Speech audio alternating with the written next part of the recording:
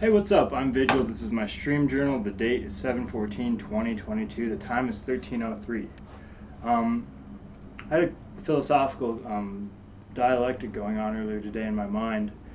What I realized is that, like how we use the word love probably incorrectly, I'll get into that maybe at the end of this video, but we also have a wrong understanding of lust and beauty. In our common preconception, we think that lust aims itself at what is beautiful, and I don't think that's actually true. I think we're distorting the reality of what's going on. If you're extremely full of lust, you will sleep with or sexually interact or show affection towards somebody who isn't that beautiful. Like it's a variable dynamic. The more lustful you are, the less beautiful the person has to be in order for you to feel sexual attraction towards them. So what this means is that beauty isn't actually what's responsible for lust. Like, the less lust you have and the more beautiful the person is, versus it has the same attraction as a really ugly person and a higher amount of lust. So lust isn't actually going after beauty. What it's doing is it's distorting your perception or allowing you to see past ugliness. So lust actually lust after that which is ugly, not that which is beautiful. And the less lust you have, the more ugly a person appears. So our perception that lust is trying to grab what is beautiful and destroy it, like this unsacred thing, I don't think that's correct, and we see that it isn't. So this is a lot like the concept of love and hate, good and evil, right and wrong. I've talked about this before, but I'll go over it really quick. Our notion as like a nation and a civilization, a society, is that love will defeat hate, love conquers all, and like love will make our world awesome. It's not correct. Like, the belief that love will triumph over evil is this belief that love and evil are antonyms of each other, opposites. In reality, love will condone that which is evil, even promote it for that which is loved, and love can do hateful things for that which is loved. And so, like, imagine you have a loved one who gets hurt by somebody. You then want avenged sevenfold on this person who hurt them, which isn't justice, it's corruption. Or love will say to you, go do this, and it's an evil act, but you do it because you love this person and not the person you're doing the evil act against. And so you can have hate in you and still lots of love. You can, because I think doing a hateful thing to somebody for that which is loved means you both love and hate simultaneously. And the thought that you can't have love and hate in you at the same time is schizoid position, like in psychology. This belief that people are either all good or all bad, as you split and your memories morph and mutate, that's borderline psychology. So if you truly love somebody unconditionally, you can hate everyone else and do horrible, evil things to everyone if your loved one tells you to. And it's love. It's absolute love. It's unconditional, absolute love combined with the commands from that which is love to do evil and hateful things. And that's love. That's reality of what love is. It's not some magical ethical concept. Our belief system that says love and ethics are the same thing has a Christian influence in it, and it's completely false.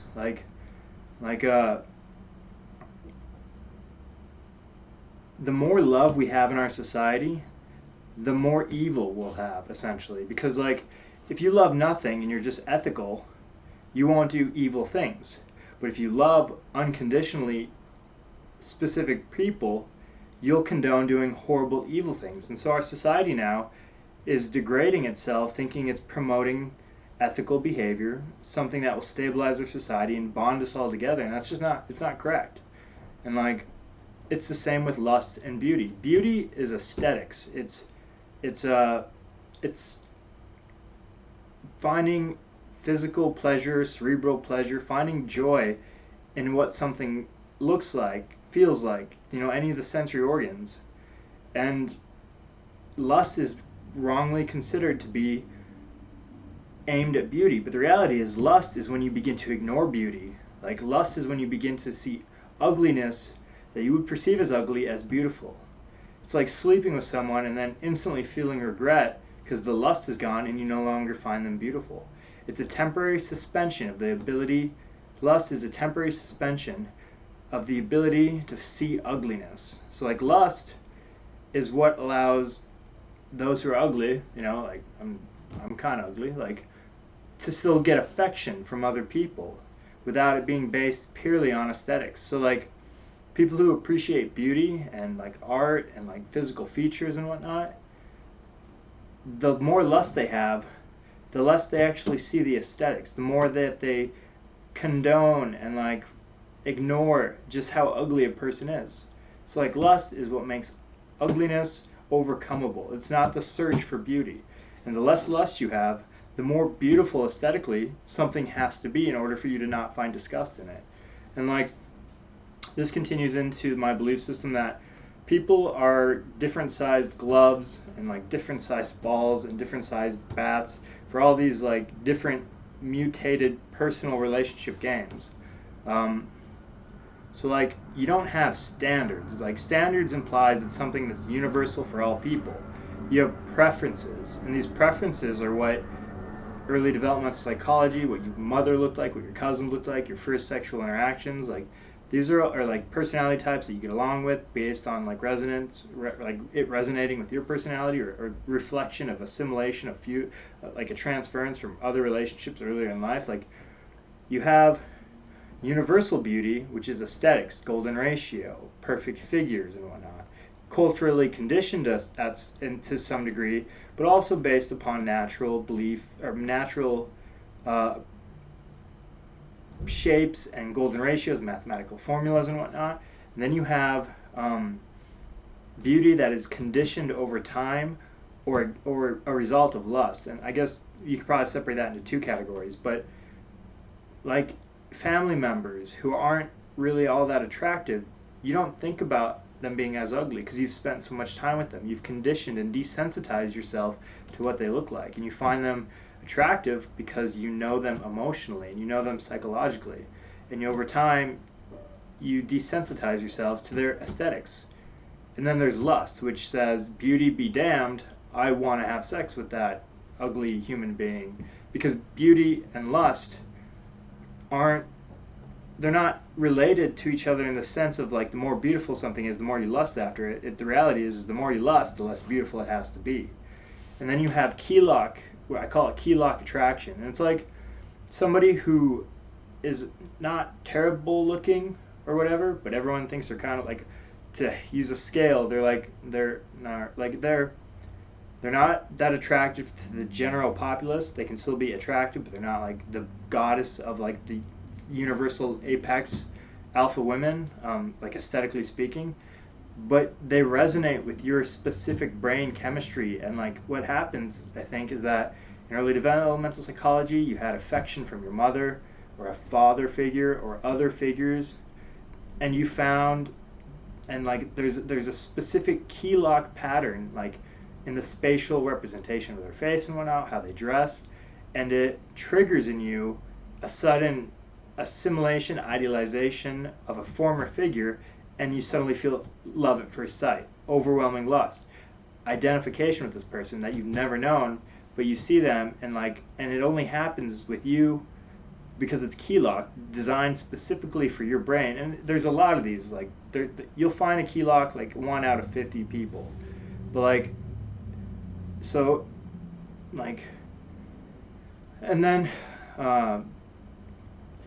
love can be actually associated with lust. And like, so like love can overlook ugliness because that which is loved despite their ugly aesthetics, bad personality, poor attitude and shit like that, just like lust works. So like I think we really have to, as a society, start to evaluate what our beliefs about our reality is. Like, we think that lusting after someone is a result of a shallow fixation that's just simply looking for gratification and satiate the desire for intimacy and to get off and stuff like that.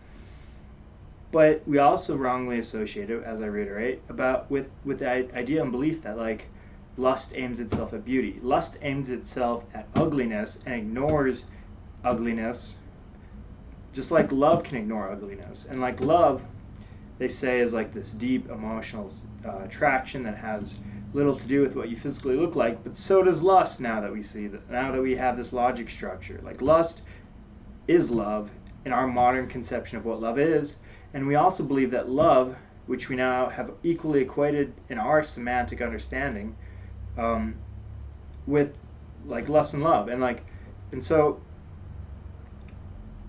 the belief that like love is ethics, will triumph over evil and deny, and is like, and will destroy hate, and that beauty will reign as lust is wiped from our society because it's a shallow ideal. We see now it's a convoluted mess of incorrect understanding, and these understandings aren't simply me morphing or trying to twist the meanings of the words. It's literally the evaluation of how they work based upon the dynamics that we use them for in our society. Hold on one sec. Okay, so to recap, love condones that which is evil for that which is loved. Lust after that which is ugly, ignoring the ugliness, and no longer being dependent on true beauty, which is like what we've described as three categories, with one of the categories breaking into two of universal aesthetics that are found to be beautiful by all people, conditioned desensitization to a person's existence through exposure, that then forms into an oxytocin bond, like family who are ugly but we don't see them as ugly, or friends who are ugly but we don't see them as ugly, though an outside person who doesn't know them would find them ugly. We see it as lust, which ignores beauty, and it lusts after that which will satiate it, just like love lusts after, or goes after that which is ugly because it needs that satiation, I guess. Like, and then you have Kelock, which is a result of early child development, random structures in your brain that find a specific person to be ideal to what your early developmental models were. So with all this understanding, we simply have to reevaluate what our society thinks is correct. Like our belief that lust is evil, and that love defeats evil, that lust lusts after that which is beautiful, and that love is like going to triumph all, will all be found beautiful aesthetically as we ignore the reality that in order to find somebody beautiful who isn't aesthetically beautiful, you're either lying, or you're ignoring it, or you're full of lust. And like, I think that like there is not besides the universal first category of beauty and aesthetics, it's more like Kelock, like body sizes and shapes, like personality types. There's not like a standard that makes a person 1 out of 10 for everybody.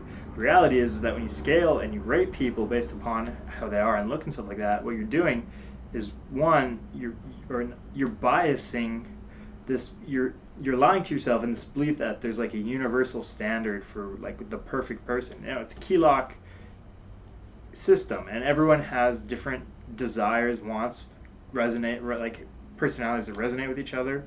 Lustful, like Kelock, assimilation and transference from early child developmental relationships. So why did I bring all this up? I've been thinking about it. Like, we have to eliminate the belief that love and evil are antonyms. Otherwise, our society will destroy itself, thinking it's holy, suppressing its shadow as it projects it onto an outside group, the evil others, who are the out-group of our in-group. And we have to lose the concept or belief that cultural relativism isn't like, I think that there is ethics and there's black and white, but humanity exists within the gray, and when humanity can't do white, because only God is like able to have perfect morality, whatever that means, but he can do black, but when he does black ethics or evil things that should not be done, it can actually be for that which is loved. And so we're destroying our society with these incomplete understandings that we never challenge, because it's become this belief that it's common sense and common knowledge. And reality is we have to begin challenging these preconceived notions that were passed to us from our ancestors.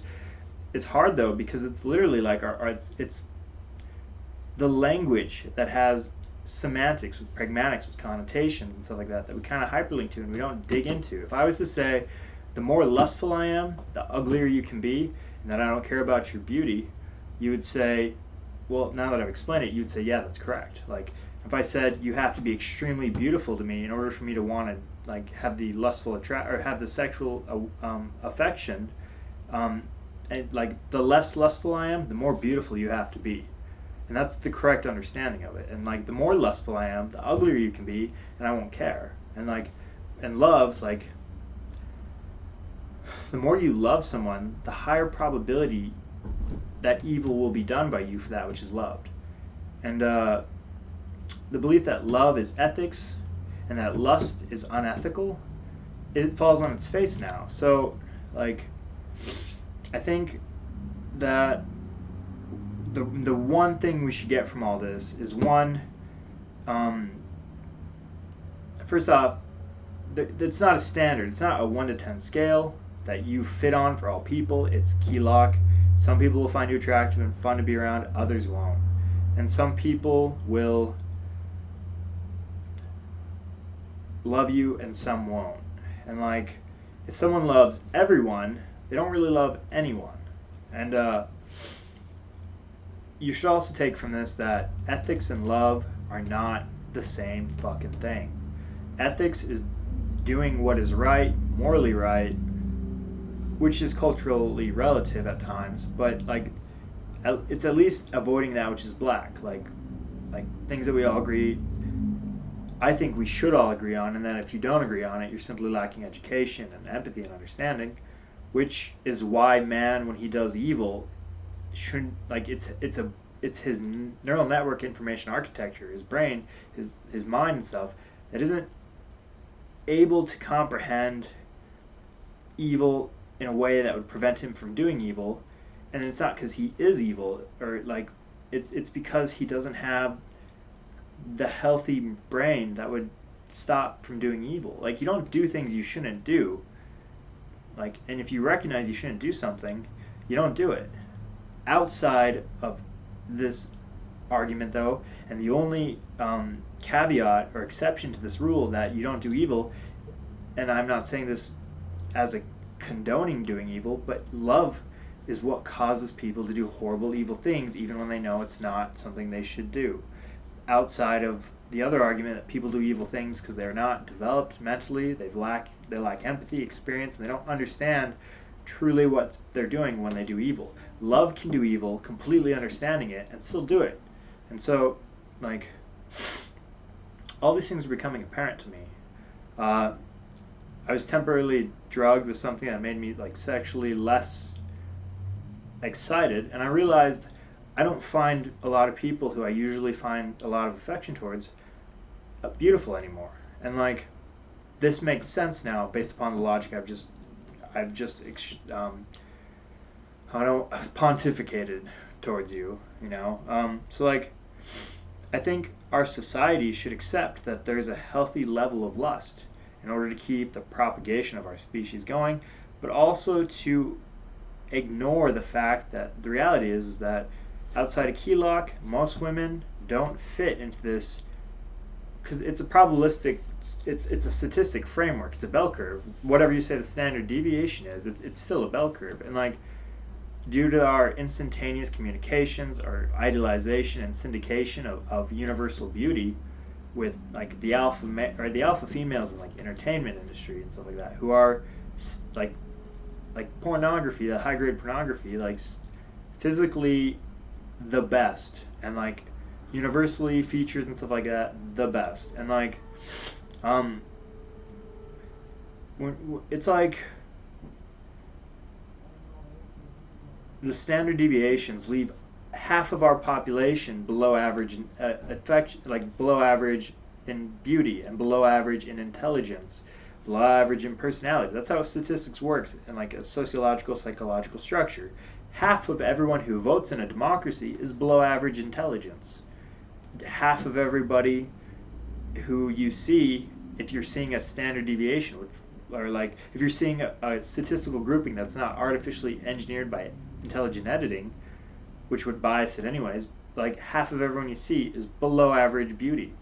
But thanks to our natural built-in lust, which has a healthy level, an unhealthy level, a healthy level, and then a level that's too low, I think, it negates this reality that most people you see are below, or like half of the people you see, and like standard deviation above average, aren't good looking, and like they're not that smart, and like um, it's healthy for our community. Lust, a healthy level, is what allows people who aren't ugly to still be included in the sexual activity of our species, without us contriving and lying about it, saying, well, these people are beautiful, even though our brains don't find them beautiful, which is okay. And it's not like, I really want to hammer this in point.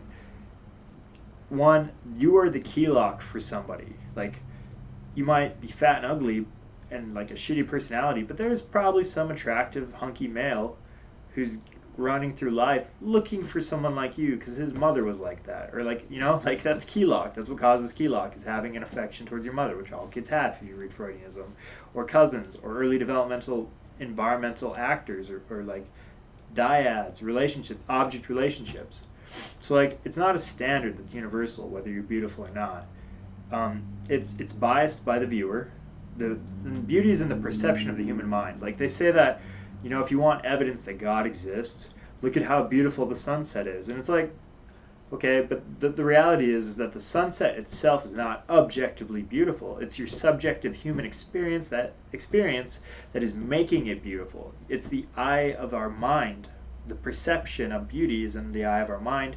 And so creation itself is neither good or bad, beautiful or not beautiful.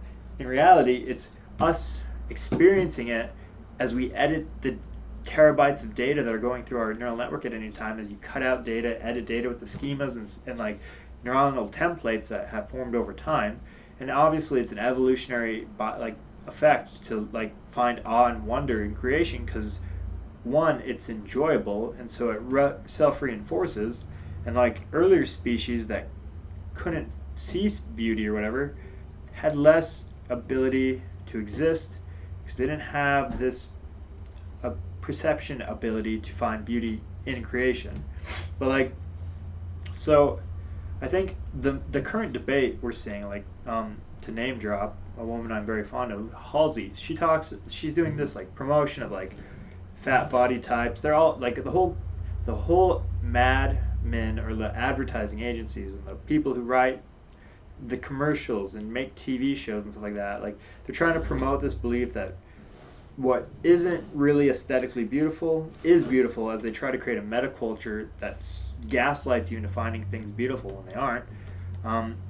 I think that it does a disservice because it's lying. It's straight up lying. Either someone has good aesthetics or they don't, and if they don't have good aesthetics, it doesn't make them a bad person. It's not a standard understanding. Like, it's subjective.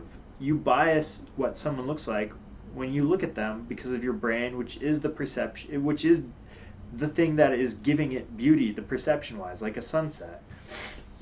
So what do we do with all this new construct that I've created? Like, well, one, it destroys our entire society's perception, or our entire society's narrative that is being pushed, that love will defeat evil, and hate, that love is this great thing to build our society on, and that we'll all live in a utopia. It also destroys this belief that lust is evil. It destroys the belief that beauty is standard. It clarifies what is beautiful and what is not beautiful, I guess. So what does all this mean? Like, what does it say for our society? What does it say? What does this make you think? One, do you have a knee-jerk reaction because you're part of the culture and you can't accept this new understanding? Or do you say, you know, I actually think this is correct, and I think we need to reevaluate not just the semantics we're using. I think we should clarify words with like adjectives, or begin to use more perspicuity by creating a pluraling of semantics that have all the different connotations and stuff, like eros, agape, philomine, brotherly love, universal love for God and people, or romantic love like lust, eros. And like, essentially, what do I take from all this? One, it makes me realize that if you really love, if you love someone, it doesn't mean you're not going to do evil. And like honestly, the more you love someone, the higher chances of doing evil that you begin like that. The higher probabilistic framework that you do evil um, occurs. And so, like, I think I think this should help fix the narrative. Like, we should stop trying to build a society built on love. It's gonna end up doing evil. Like, love of country waterboards people. Love of country destroys other nations. Love of a romantic lover kills people in a moment of passion. Love of God kills people, forces itself on people. Love of everything does evil to other people. So I guess I get that, like, I get that this bothers you because it's destroying your entire foundation that was built upon love, ethics, and beauty. That's like that, but it's all a fiction. Like, I'm not changing the semantics. I'm literally just showing you the logic contradictions in the information architecture that you guys have created with your society. So, what does this mean? It means I think aesthetics should be appreciated, enjoyed, like hedonistically, classical hedonism, not neo-hedonism. But I also think we should stop condemning lust. Like, I think there's a healthy amount of lust that allows more of our community to interact with each other in a romantic relationship way. And then, because of the way the three categorizations of love are set up, the first one, universal, beauty and stuff like that. The second category, which is broken into two, which is lust, that overpowers ugliness and ignores beauty. The more lust you have, I said, and it's correct, I think, the less you care about someone's beauty. The more time you spend with someone desensitizing yourself to them, the less you see them as ugly, and the more you start to see them as either neutral or attractive in various ways. And so, like, these two work together. If you lust after somebody and you interact with them, and you interact with them like a whole bunch because you're lusting after them a whole bunch, you desensitize yourself to how ugly they are. Then when lust is fulfilled and there's a hour long, 20-minute reprieve from like finding them less than ugly, you will have desensitized yourself to them, and it's what will permit you to ignore the fact that they aren't beautiful. So lust allows you to have the affection and like the desire to be with the person who is ugly. And if you lust for a long enough period and you interact with them and you keep lusting after them and you understand that the mechanisms of what's going on, eventually, as after the 9 months are over and the eros phase is gone and your lust is less based upon this novelty and like more and like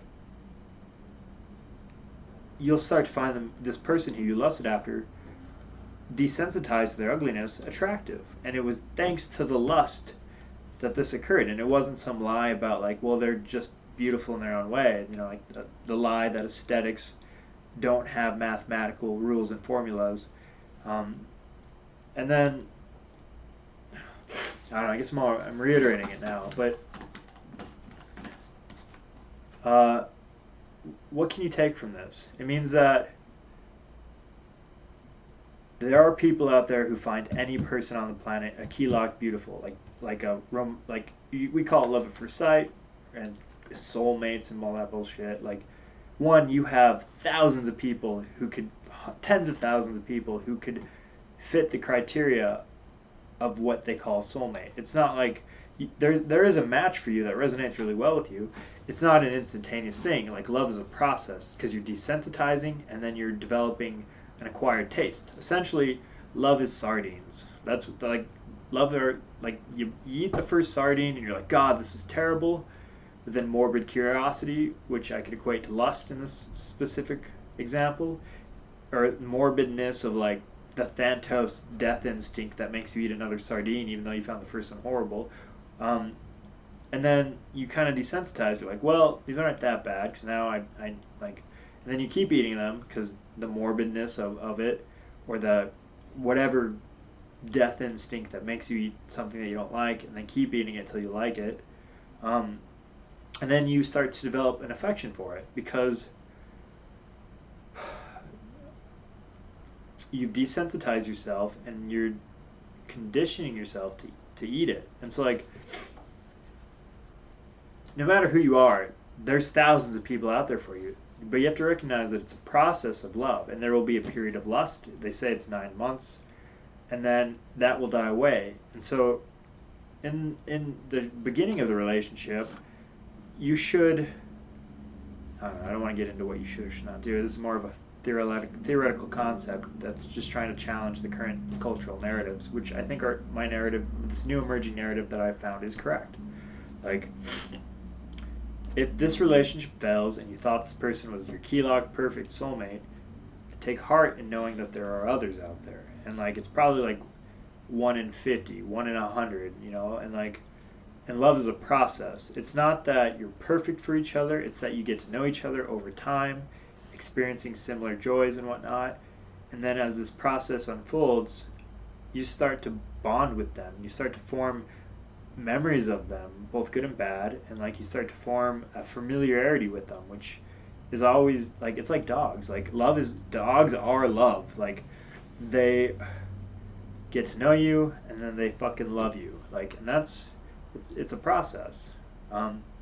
So I think we should stop trying to deny that, like, beauty aesthetics are based upon mathematical formulas and like golden ratios and stuff like that.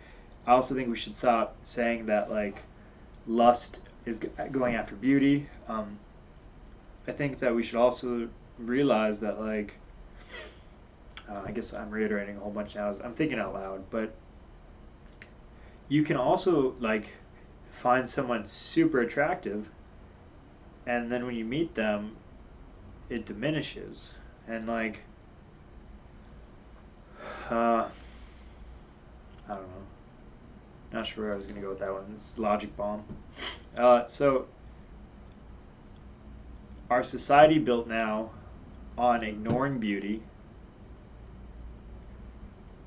and saying lust is bad.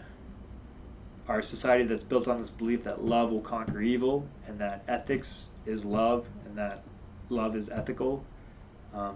Our understanding that like people can be put on a scale 1 to 10, and like it's a universal standard instead of a personal preferences based upon early psychological development and stuff like that. The belief that like ugliness cannot be desensitized to, and then an affection formed, familiarity, which lessens the ability to see the ugliness, which is itself lust, or is like lust. And so lust isn't unethical. It's what overrules ugliness. Beauty is not anything but mathematical formulas combined with the bias of early developmental like childhood. And love is not ethics. Love can do the most evil things imaginable while believing that it's doing good for that which is loved, ignoring the reality of what it's doing. Therefore, it's not ethics. So where do we go from here? I don't know. This is just kind of what I've gotten to the point so far. My temporary delay in like arousal made me realize that I don't find that many people beautiful, and like the understanding now that lust suppresses the ability to see ugly and ignores beauty, and the belief that love is ethical and that love will triumph evil instead of doing evil for that which is loved, it throws our entire society and the current narratives that are being pushed into complete disarray. Like it literally collapses the entire society's understanding of love, beauty, lust, acceptance into the community, their understanding of why they find someone beautiful or whatnot. And so